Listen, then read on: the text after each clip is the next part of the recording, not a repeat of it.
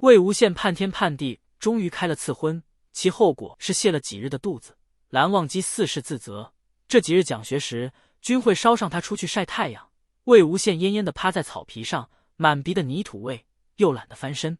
蓝思追对此表现得格外忧心，不练琴时总会抱着魏无羡走来走去，一边抚摸他一身雪白皮毛，一边不住轻言细语道：“兔儿乖，兔儿乖，你可要早日好起来。”魏无羡心里思忖，若是思追知道了是天人般的韩光君将我害成这样，也不知道这个小娃娃会不会哭。他没力气折腾，难得安静了几天。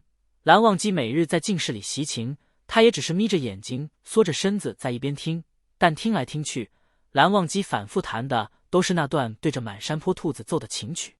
短短一段奏完，蓝忘机便垂了袖收手静待，一人一琴沉默片刻。蓝忘机扬手再次奏出同样的旋律，直到琴弦自发而动奏出音律，才整一正坐，以琴代语，慢慢弹奏。这下魏无羡听出点道来，琴语乃蓝氏秘技，他虽不精，也能知道蓝忘机弹的是问铃。这人不愧是仙门各家楷模中的楷模，天天像石头一样练同一支曲子，也没有丝毫不耐。曲毕还对着满室檀香静坐良久，估摸是在默习总结，古柏如丝。他魏无羡着实佩服。如此压着性子受了几日熏陶，恢复活蹦乱跳后，魏无羡做的第一件事便是趁着蓝忘机讲学时再次翻窗溜了。云深里风景好，仙子也长得好看，不管看哪一样都比看蓝忘机苦大仇深的脸好。魏无羡撒开腿在曲径通幽里疯跑，少了某人板着脸训他云深禁止疾行，魏无羡心情舒畅的简直要飘上天。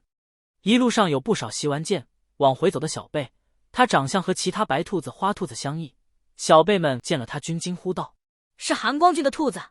托蓝忘机的福，后山上那么一大窝兔子，一两只跑下山也不稀奇。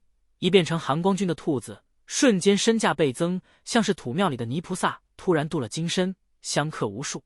魏无羡呼啦一下被嫩生生的蓝家小辈们围住，全身上下被无数双小手摸了个遍。又有几名经过的女修见他可爱，争着将他抱起来。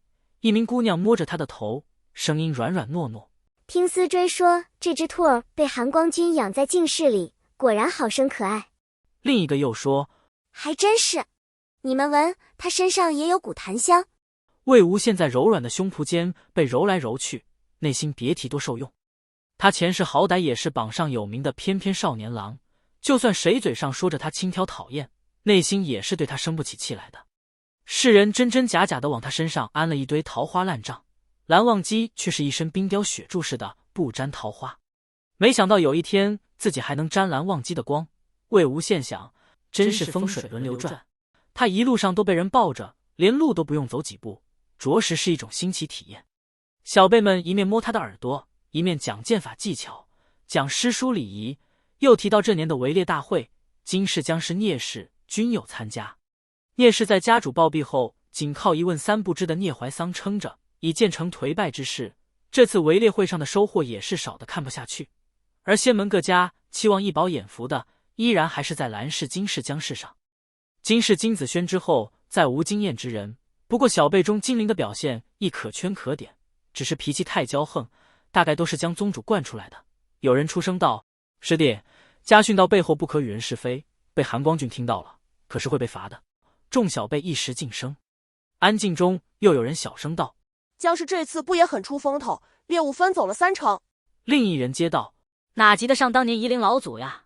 听师兄们说，魏无羡仅凭鬼笛陈情，一人独揽所有鬼类。”突然众人又不说话了，想必对这个话题依旧有些忌惮。魏无羡眯着眼睛听着，动了动耳朵。小辈们回寝房收拾更换衣物，去冷泉沐浴。魏无羡从寝房跑去了操练场，又去了趟后山，看那些白毛团与世无争的打盹嚼着叶子。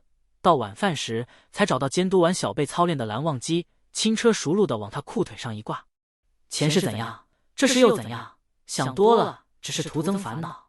魏无羡从来都不是个为难自己的人，他天赋聪颖，名声响亮，年少时不免豪情壮志，而剖丹之后灵力衰竭，想到自己一辈子再也登不了顶，也曾痛苦的连指甲掐进血肉里也浑然不觉。我连这种痛苦也撑下来了，不该再为其他事烦恼。魏无羡被自己的态度感动了一番，啧啧称赞，又想莫不是素吃多了，吃出佛性来了。其实素吃的也不是那么多的。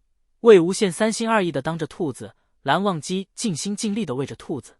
他本以为蓝忘机在认出他后会痛斥夷陵老祖罪大恶极，害人不浅，或是干脆把他交出，联合三家再来120座镇山石兽，压得他魂消魄散，永世不得超生。结果人家韩光俊跟个没事人一样，云淡风轻的养起了兔子，反倒堵得他魏无羡哑口无言。养就养，玄门仙手都表态不和你个歪门邪道计较了，难不成还自己没事找事？魏无羡连着在净室里待了几月，菜果虽仍是顿顿都有，好在蓝忘机隔三差五会去打一盆鱼来祭他的五脏庙，只是汤里头的辣椒丝儿都没了，换成了口味清淡的蒸鱼，胜在汤头浓厚，也挺好吃，就是日子过得太无趣。魏无羡在净室里住久了，看多了白墙素席，再也找不出乐子，便又反过来看蓝忘机。其实相处久了就会知道，韩光俊除了讲学与夜猎，便整日关在净室里翻书习琴，实在是乏味无趣的很。这人好歹在世家公子里品貌排行第2，大约全是排到貌上去了。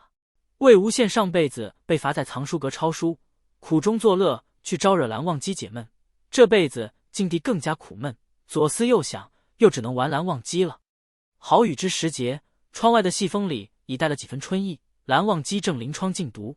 魏无羡绕着蓝忘机打了几个转，探头探脑一番，见蓝忘机半分视线也不分，索性爪子一伸，勾住了蓝忘机垂下来的雪白衣角，手脚并用的爬到一半，那双浅色眸子瞥过来了，睫毛扑闪一下，又转回到了书面上。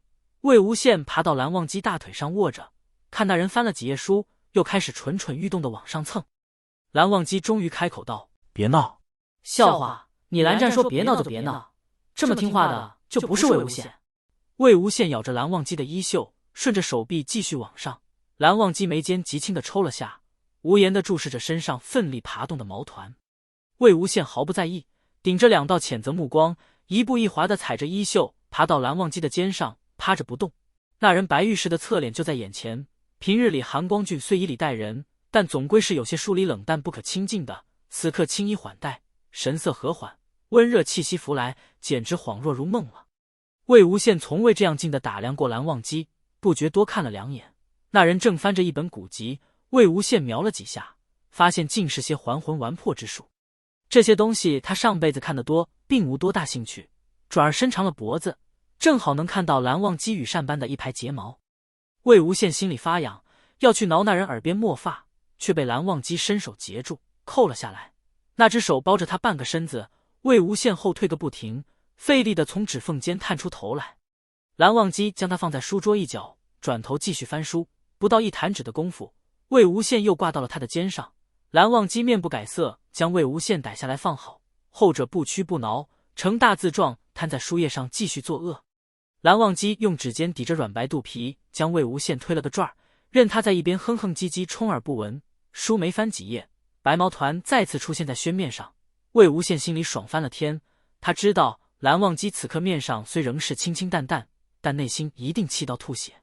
这种小正经就是好玩。蓝忘机越气，他越得意，正洋洋得意着，身体突然一轻，被提了起来。魏无羡后颈脖子肉被人捏着，被迫翻出毛茸茸的腹部。